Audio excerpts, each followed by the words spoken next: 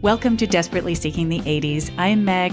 I am Jessica. Meg and I have been friends since 1982. We got through middle school and high school together here in New York City, where we still live. And where we are currently podcasting about New York City in the 80s. I handle Rip from the Headlines. And I do pop culture. Oh my God, Jessica, I have a very good one for you today. I have one that I think is going to really speak to you. Okay. When you say a good one, do you mean like I'm going to have to crawl under the couch? No. Or like, good. Because guess what, actually? What? Having been away for 5 days in rural Massachusetts, yes. I am feeling so rejuvenated. I'm ready. Yay. Whatever you want to hit me with today, I think I can handle it. All right, let's I'm do it. I'm emotionally prepared. Wait for like 2 seconds later, I'm going to be crying. Okay, Jessica. So your engagement question for today is, you know how it's kind of exciting when you get a new phone or like an iPad or, I don't know, an Apple Watch or something like that? Yes. Would you call that like personal technology or personal electronic? Gadgets. Sure. Gadgets. Gadgets are fun. Yes, they are. So what do you remember being excited about in the 80s? Ooh. In the personal electronic category? 80s. Yeah. Personal electronics. I don't know. All I can think of is games. Okay. Like Simon. Or the one that looked like a red telephone that no one can ever remember the name of. It was like I don't know. Calculators. Calculators were kind of fun. Yes. Okay, that's what I've got. Yeah. What about like Walkmen? Holy crap! What's wrong with me? Well, you know. Oh my God. Yes. Right. It was that was a boom that's of that actually kind of what thing. Saved many teenagers from having to sit in the back seat of the car on long trips with their parents. Right. You could tune everybody out. Now everybody does that, but then it was kind of unique. No. Then that was a very teenage thing to do. It was like, I'm just going to be in the back listening to Elvis Costello and thinking about how awful you all are. Ugh. Yes, that's maybe that was just me. I don't know. But yeah, loved it. Okay. Well, today's story deals with, what you'll see. What is it? The Walkman murderer. No, nothing I like that. murdered you with a Walkman cable. No, nothing like that. Okay. All right. My sources are Washington Post, 1989, a New Yorker article written in 2016, Okay. thehustle.com, and Sammy Antar's blog. All right. And I will tell you who he is presently. I'm excited. But his blog is very informative. Once upon a time, if you wanted to buy a TV or a record player, you would find it in the appliance section of a department store, next to the washing machines and the stoves. But in the late 70s and early 80s, people started to get pretty excited about boom boxes and Walkmen and VCRs, and sales of personal electronics jumped from 8.5 billion in the late 1960s to 35 billion by the mid-1980s. A young high school dropout from Brooklyn named Eddie Antar. I'm so excited right now. I can't stand it. I know where you're going with this. I was wondering how long it would take you to figure it out. This is, we have to create a scale for how excited I get about some of these. This is, we're going to call it the Leona Helmsley scale because that was the first one that I got really excited about. Yeah. So if a Leona is the highest you can go, let's just say that Eddie Antar is like one notch down, maybe two, but I am on the dial. I am so freaking happy. Yes, go please. Okay. More. So our young high school dropout, Eddie Antar, predicted this boom in personal electronics, and with his father, Sam Sr., opened his store, Crazy Eddie, in Flatbush. Crazy Eddie sold personal electronics exclusively, and by 1979, they had expanded to 8 stores in the New York area. Now, Eddie was a brilliant marketer, as you well know. He hired a local radio DJ, Jerry Carroll, to be the pitchman and flooded local TV and radio with ads. Jerry would speed talk for 30 seconds, waving his arms and screaming about incredible deals, always closing with, "His prices are insane." Thank you. I knew you would pick that up. I'm so excited. Inspired by the humor of Mad Magazine. Ah. Interesting, right? Yes. The commercials would riff off pop culture and music trends. The first TV spots aired on Mary Hartman, Mary Hartman. Get out of town. Were you ever allowed to watch that? I don't know if I was allowed to or not, but I did watch it. I did not. My parents were like, that is off limits. My parents, interestingly, my parents really never said what we could or could not watch, ever.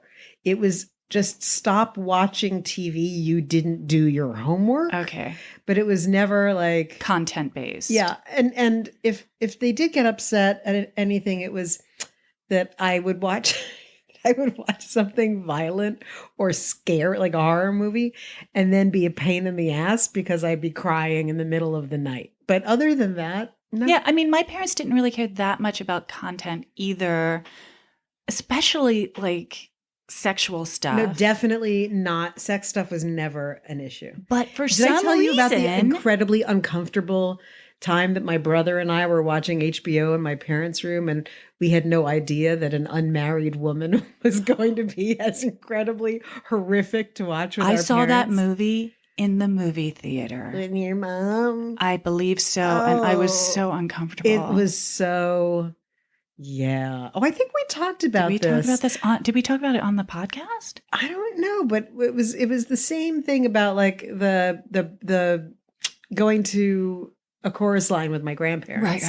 Right. Yeah. Anyway, but back to Eddie. So Mary Hartman was a Norman Lear sitcom that was pretty controversial, and it aired at 11 p.m. So that was the time slot that these local Crazy Eddie ads started at, but didn't stay there. Oh no. The unabashedly obnoxious ads hit a nerve. In one of the early commercials, they'd planned to dress Jerry in a turkey suit for Thanksgiving. Ruby's Costumes delivered a chicken suit. I remember that by mistake, and they went with it, and it became one of the most iconic local TV commercials in history. Also, Crazy Eddie's was open on Sundays and Thanksgiving and Christmas, which was unheard of at the time. Quote, "I remember the first time we decided to open on Christmas Day. We all looked at each other and thought, hey, we're all Jewish. Why not? It was one of the highest grossing days of the year." This is from Sammy Antar, Eddie's cousin, who started in the family business as a stock boy. Wow. Another stroke of marketing genius, the commercials never stated what the actual prices were. They just guaranteed Crazy Eddie would have the lowest, and they would match any competitor's price. So it's a pretty good deal, right? Absolutely. I mean, what's the catch? I'm waiting for it. Well, Eddie's salespeople, many of whom were his family members, were notoriously aggressive. If you went in to buy a VCR, you were not leaving the store without that VCR and also a TV to go with it. It was not uncommon for salespeople to follow customers out of the store in order to talk them into buying merchandise. The motto was to make every beha, I think I'm pronouncing that right, the Arabic word for sale. I don't know. All right. And that, quote, nobody walks. I mean, that sounds a little scary, doesn't it? That is a little terrifying. Another money-making trick, they would put used merchandise in sealed boxes and sell it as new. And as it turned out... A classic. Right. Fewer than 1 in 5 Crazy Eddie customers ever tried to match the prices. So people believed the ads. Wow. It was as simple as that. Wow. Well, he was ubiquitous. Like it was like it was the only ad around, really. I would argue it's possible there was a time when people were so naive that they thought people wouldn't lie. Oh yeah. Right? Yeah. No. I'm not debating that. Yeah. I'm saying that I don't know. I'm speculating, obviously, but when there is such you're flooded with Crazy Eddie ads, and you don't get ads from anyone else Oh, in yes. the same Okay. way, that it's sort of like, well, this is pre-internet. How am I going to match the ad? Like, where am I going? Where to am I do this? going? Obviously, I'll Am I just go going to Crazy Eddie. B&H? Like, do I have to go to? But that wasn't that only cameras anyway. But B&H or like whatever. Like, what a pain in the ass. And if you call, I remember this, if you called places, they wouldn't tell you the price over the phone, ever, pre-internet. No, you could never get a price on the phone. Now, unlike the Crazy Eddie on TV, Eddie Antar was notoriously private, secretive, and very eccentric. He's been compared to a cult leader. A former employee said, quote, Eddie was subject to strange moods. He'd visit a store and have you tear up a whole room of merchandise. He yelled at people and would fire people on the spot. The business even developed its own internal language, which was a combination of Arabic, Pig Latin, and other retailing slang handed down from the Antar family. Because the Antar family had been merchants for generations and had a motto, quote, the government gets nothing. Oh, no. Isn't that wild? Arabic and Pig Latin. They had their own patois, if you will. Eddie did everything he could to avoid paying taxes. He hired family members off the books and paid them in cash to avoid payroll taxes. He skimmed the cash from sales without recording it to evade sales taxes. And he bought hard-to-find Walkmen off the black market. The grift was going amazingly well. Every night, starting at 10:30 p.m., the managers from all the stores would come with bags of cash and checks to the Antar home. It was in every way a family business. Eddie received 2/3 of the skimmed money, and his father, Sam Sr., got 1/3. And Eddie paid for his cousin, remember his little cousin Sammy, who was a clerk, or not a clerk, a stock boy? He paid for him to go to accounting school. No. Isn't that clever? When Sammy graduated, he became the CFO and was able to keep the double sets of books. Damn. But the family had to find places to hide all this cash. They stuffed it in the ceiling and behind the radiators and under the beds. Eventually, Eddie started flying to Tel Aviv with cash strapped to his body. There he opened a number of bank accounts under half a dozen aliases. The Antar family was literally rolling in cash. What could go wrong? Ask Steve Rubel. Exactly. Okay. Well, Eddie got greedy. Stealing from a family-owned business is small potatoes compared to what you can make if your business goes public. So, Eddie stopped the skimming and laundered much of the stolen money back into the company, and with millions more suddenly on the ledger, the business looked like it was experiencing a magnificent boom. Sammy, the cousin, helped with the audits. They carted a bunch of empty boxes from store to store to fake their inventory. Oh, my God. And distracted the auditors with pretty female employees who would offer to, quote, help with the count. Stop. And slip the auditors some extra cash. Wall Street investors thought they had found the golden ticket, and the company went public at $8 a share. And from 1984 to 1987, thanks to creative bookkeeping, Crazy Eddie grew to 43 stores, and its stock price reached $79. Oh, my God. I know, right? Around this time, most of the Antars sold their stock and made more than $90 million.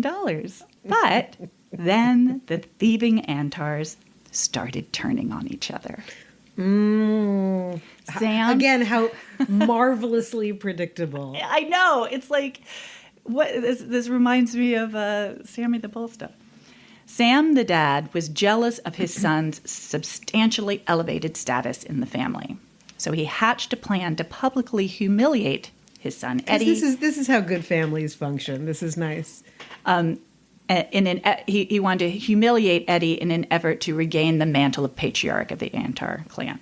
Eddie was cheating on his wife, Debbie, with another woman named Debbie. So know. That makes it convenient, like all personalized gifts. Doesn't matter. Keep a grab bag.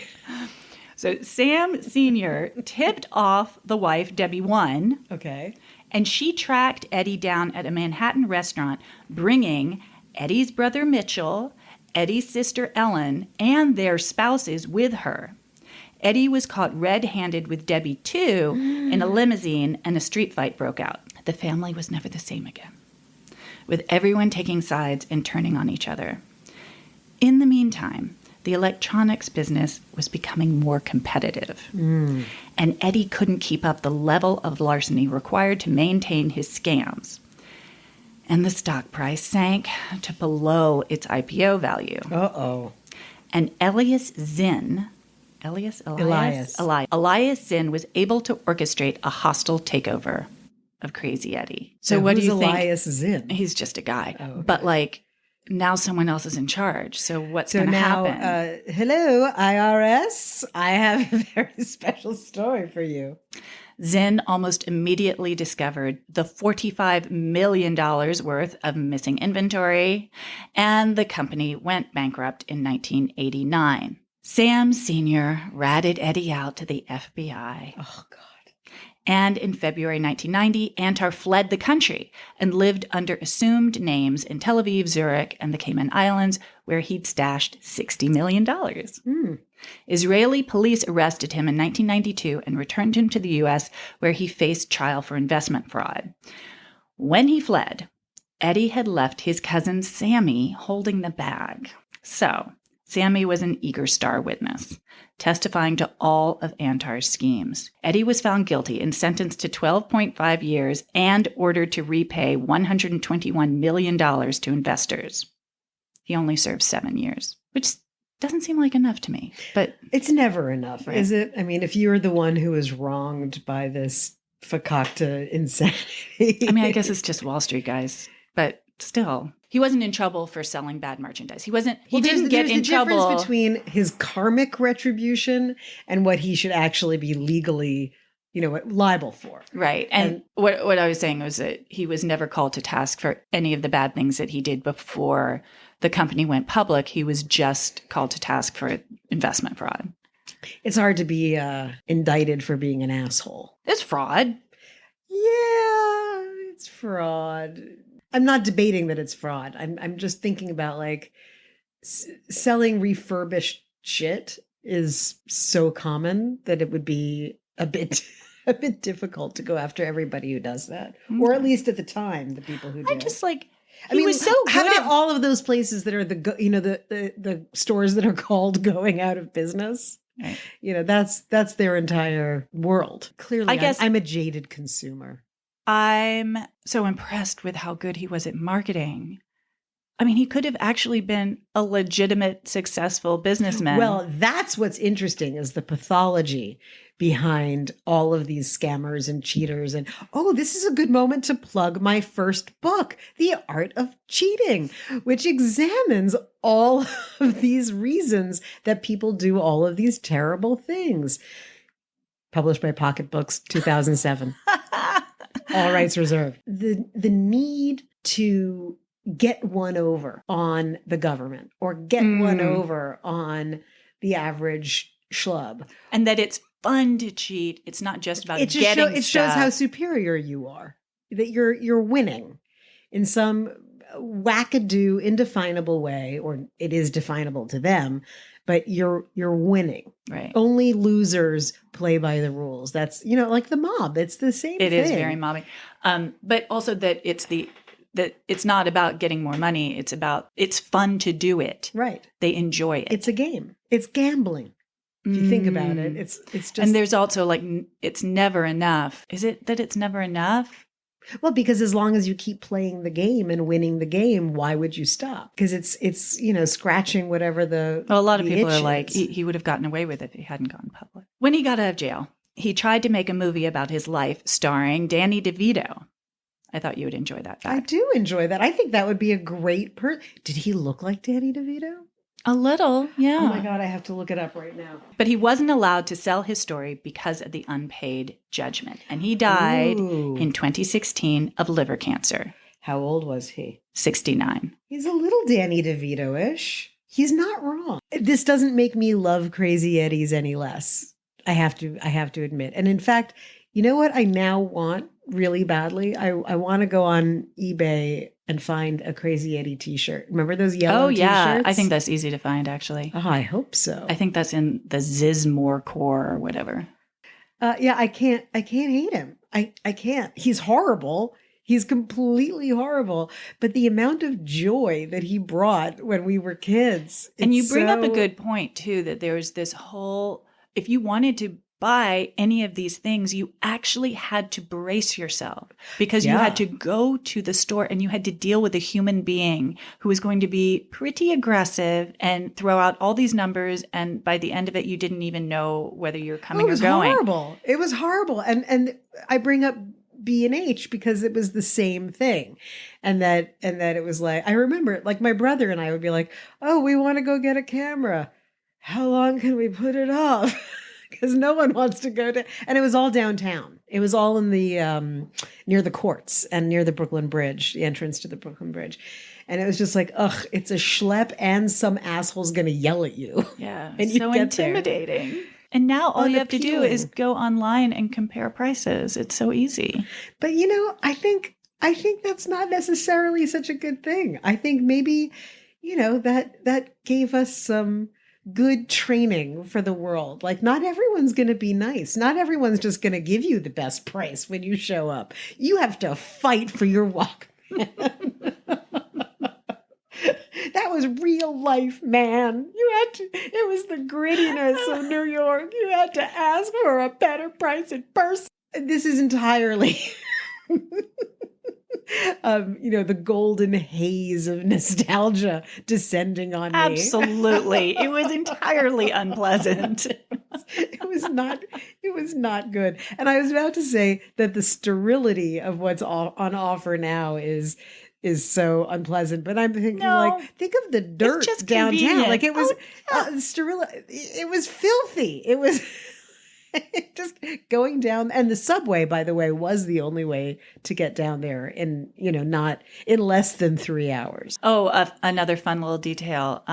Did you know that Jerry wasn't Crazy Eddie? Did you think he was Crazy Eddie? The actor what did I think? No, I got it. I got your point. I'm trying to remember. Most people did. I think I did think so, but I think I was I thought it was him. You thought it was him. Even though he never called himself, by the way, he never called himself Crazy Eddie. He always referred to Crazy Eddie. Crazy Eddie's prices are insane. Yeah, in the third person. Oh, and there's somebody else I was reading said something about how like that the whole insanity idea was like he's so crazy that he's giving you things. Mm-hmm. So it's like you're getting one over on him. You can go take advantage of this crazy person who's going to basically throw this merchandise into your lap. That was part of the psychology of it. All right. Now I'm in and I want another hour of analyzing Eddie and the guy who played Crazy Eddie, this DJ, do you remember most of the time he wore white turtleneck with a blue blazer? Exactly. Yes. Well, because the ads were everywhere, he couldn't wear a white turtleneck and a blazer anymore. Otherwise, he'd be mobbed. Really? Mm-hmm. And quite rightly. What a pitch man. He predated Joe Isuzu and all of those guys. That's true. Yeah, he was the first obnoxious person who screams at you, and somehow that's effective. Why is that effective? Because you remember. Because you're just riveted. Like, what is happening? I'm experiencing something pretty extreme. I'm being assaulted. Yes, but that was the same thing. You don't forget. Joey Isuzu was so horrible that it was funny. Yeah. And I mean, and that's the same thing with right? Like it was amusing. Wow. Well, I loved it. I want more like this. I'm just putting my oar in the water here saying, bring me more, more Crazy Eddies, more crazies generally. Well, that was a nice break. It was. What's not to like about a tuna sandwich and a beer? Yeah. And I've got a little bit more time today, so I'm feeling more relaxed.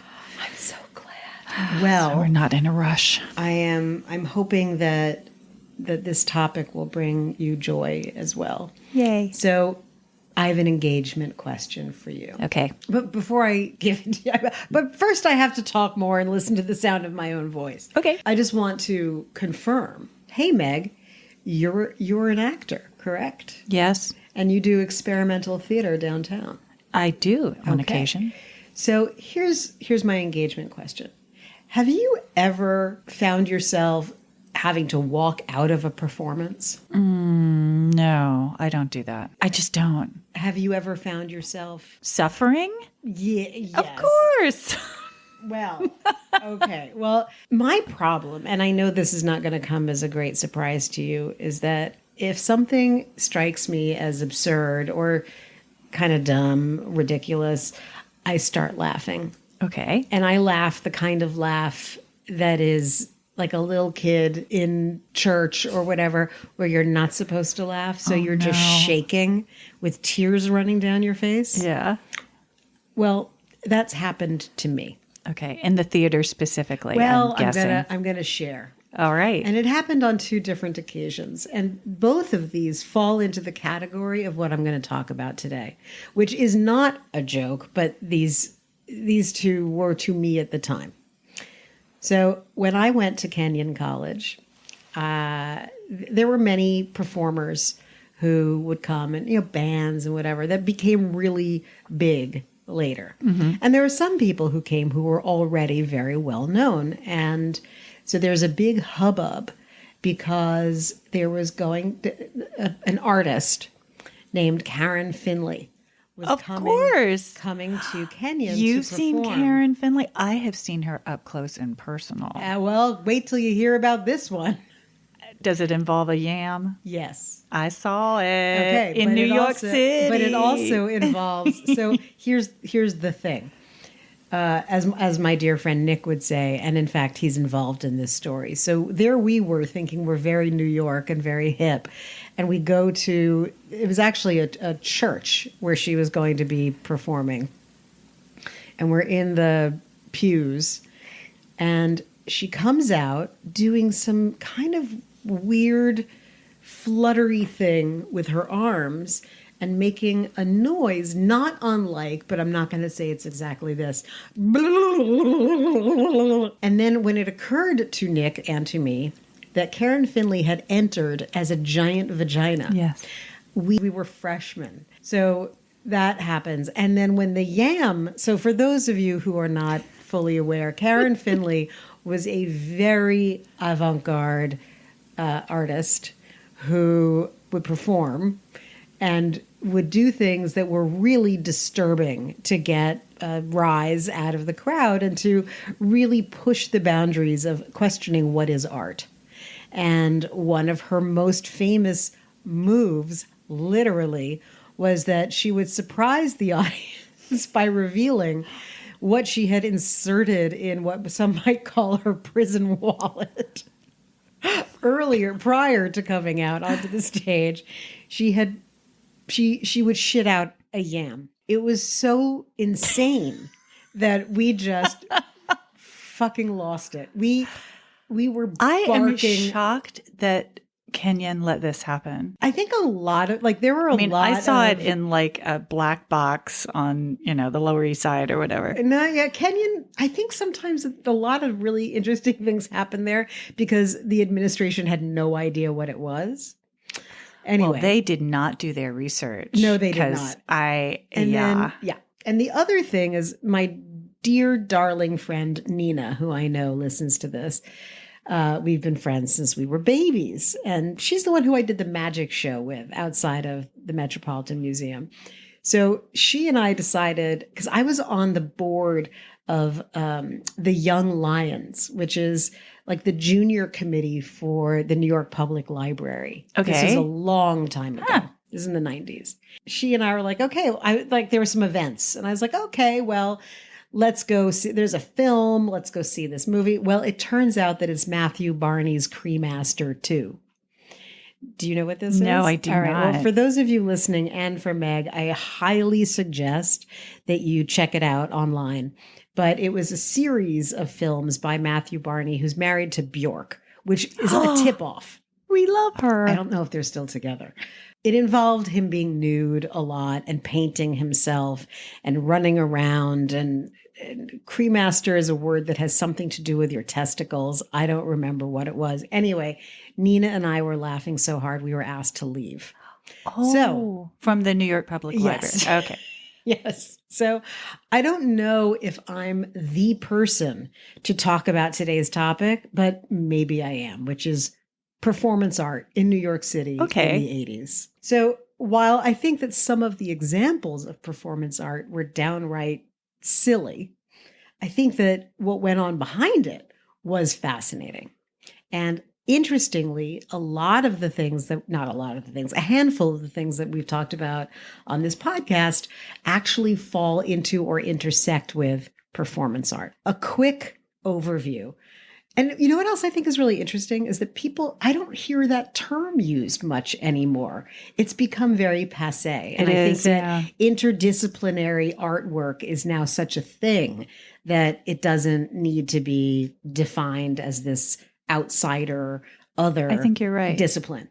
But performance art at the time, and I looked up a definition from the time, was any kind of performance in which the artist participates and is him or herself part of the art and uses another medium. So painting your body on stage, performance art. Right. Shitting a yam unexpectedly, performance art. Turning yourself into your own genitals, performance art. But there was much more to it, obviously. And there are a lot of people who were experimenting with film in different ways. And in fact, the movie Boyhood, the one who did Dazed and Confused. Link later. Yes.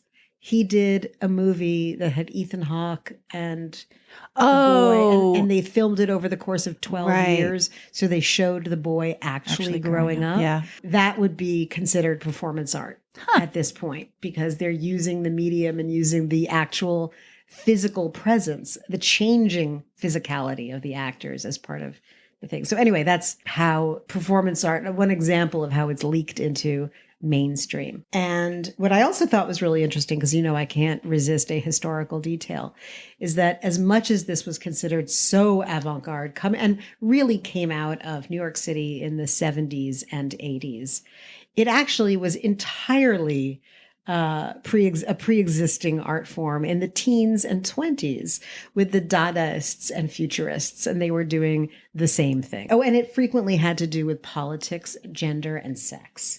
All my favorite topics. So I looked up who were some of the other people who were performance artists at the time.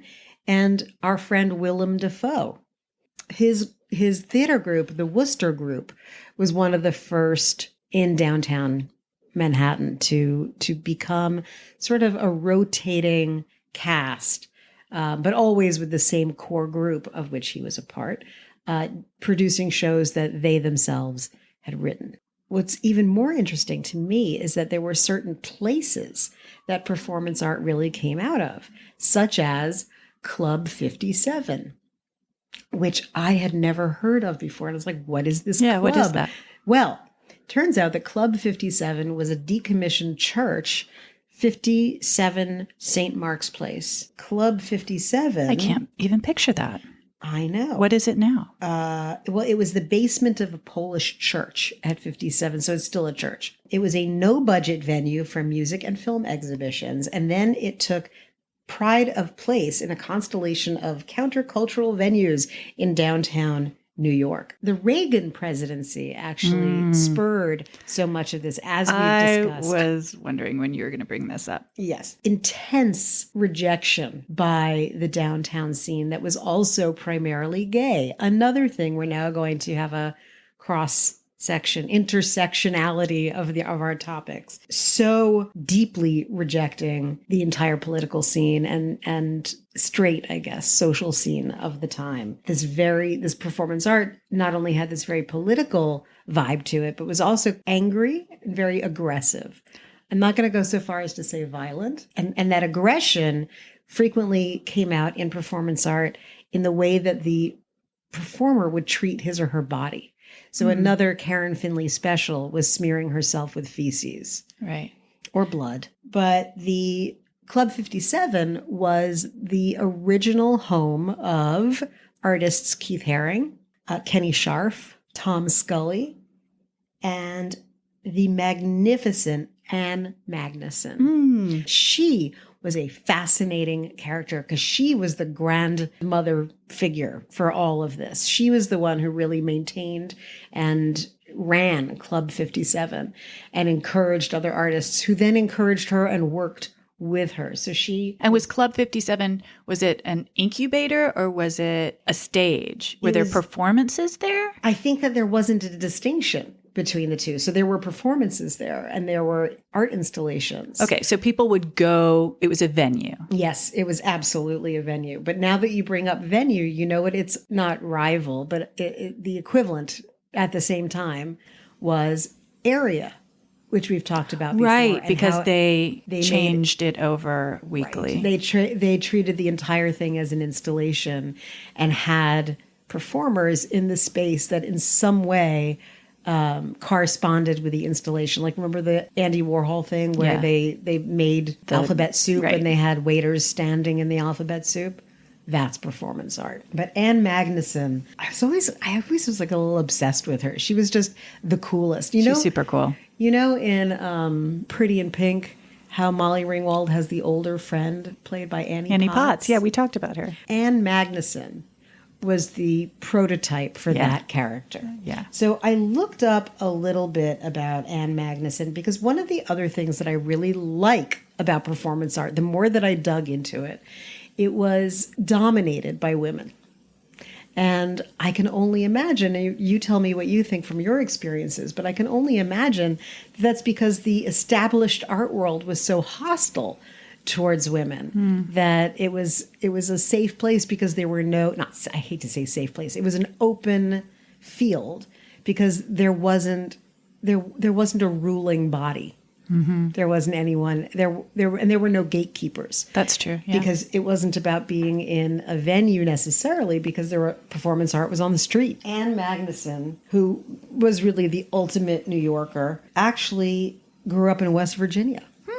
And unsurprisingly, her brother, who's gay, was an inspiration to her, as was, do you remember in the 70s, there was a TV show on PBS, and they did something on, I think, HBO about it, called An American Family, and it was the Loud family. It was the first unscripted series. They just followed this family. No. And it was groundbreaking. Because, was it a documentary? Yeah, yes. But it was like, it was the first reality TV. It was episodic.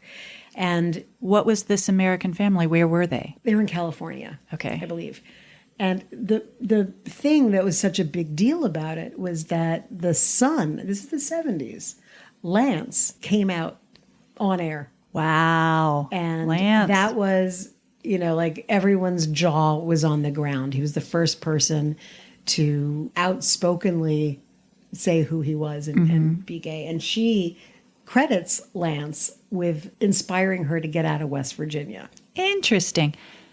Now, tell me more about her brother. Was he an artist? He was not. Is he an artist? Well, he died of AIDS in 1988.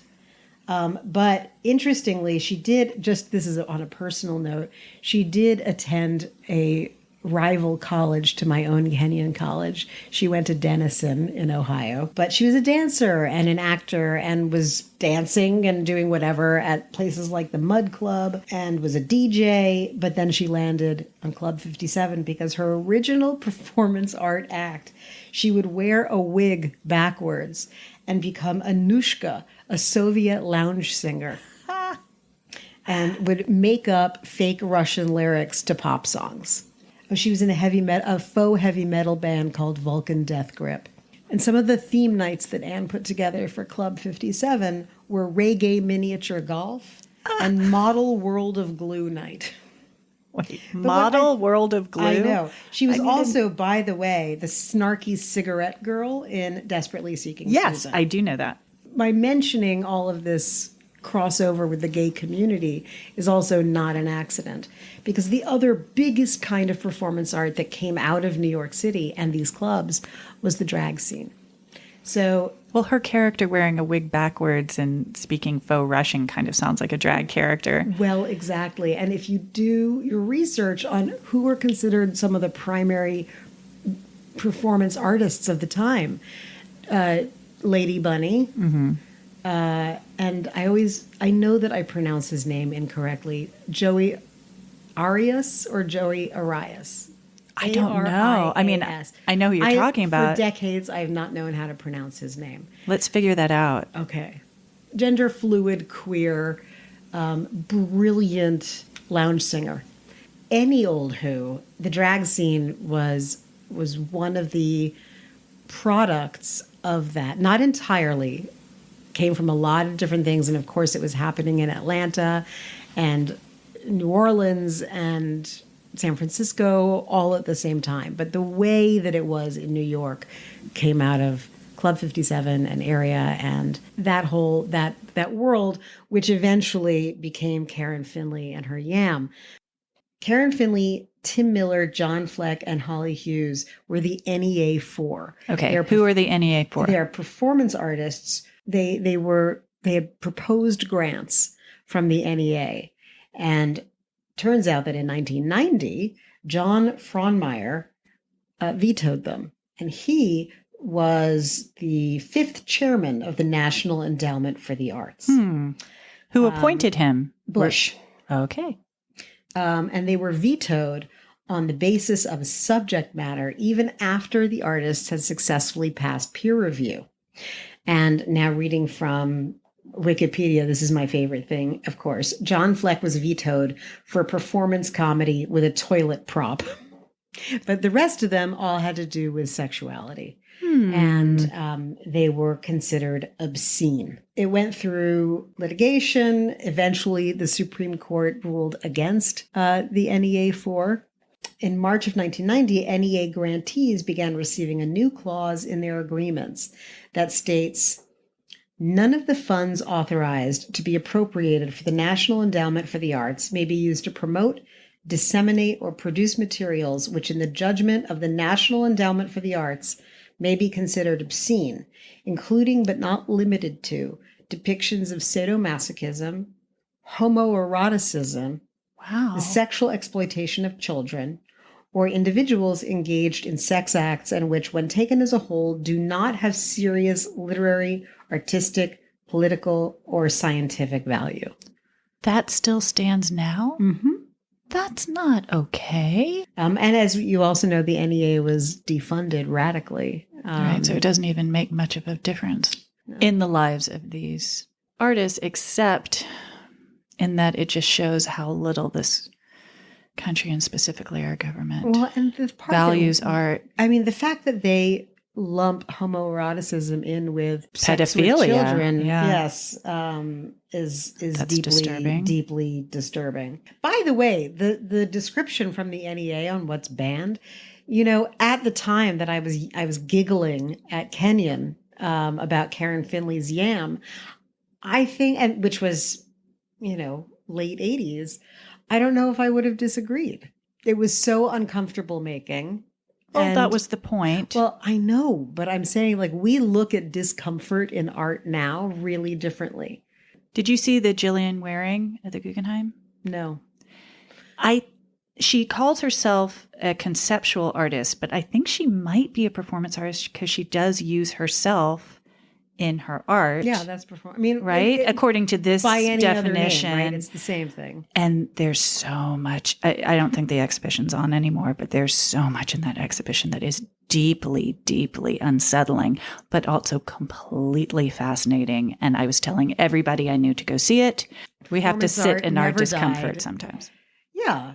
I mean, and I'm not at this point in my life saying that being uncomfortable is a bad thing. I mean, I'm uncomfortable every day. Otherwise, where would I be? It's not a bad thing, and it does force you to reckon with your own bias, you know, against X, Y, and Z. It's just, you know, it's amazing how in the 80s, which was such an incredibly restrictive time, and we don't really talk about that much. Like, we talk about the fun, interesting stuff that was going on, but it was unbelievably restrictive. And I mean, just as a quick callback, like you and I talked about how we were looking for men's overcoats from the 50s. Like all of that 50s revival shit in the 80s was just a reflection of another era that we were identifying with that was unbelievably restrictive. Yeah. So There was a lot of like, bad you, and bad you. Us against them, me against you, desperate need to make a distinction between what is other and what is establishment. In the 90s, not so much. 80s, 800%. Yeah. Which is why also, back to provocative artists, people like Mapplethorpe were so important. And I think people don't remember that or understand that now, that it wasn't necessarily just about a photo of a guy with a lily stuck up his ass. It was the fact of it. Right. The fact of the yam. I want to do another podcast that we title The Fact of the Yam or, whatever happened to that yam or how many yams were killed for this performance art.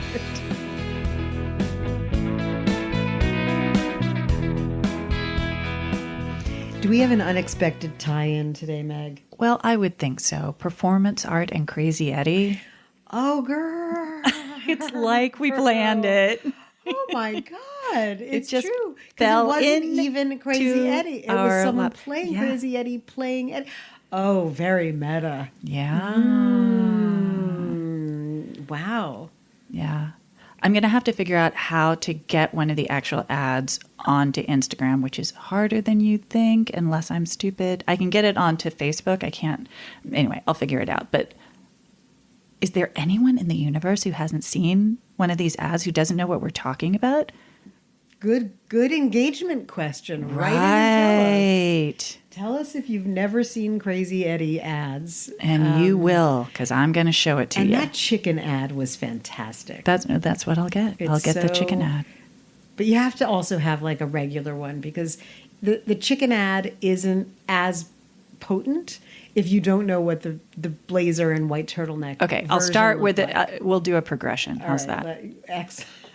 A Crazy Eddie progression. That sounds great.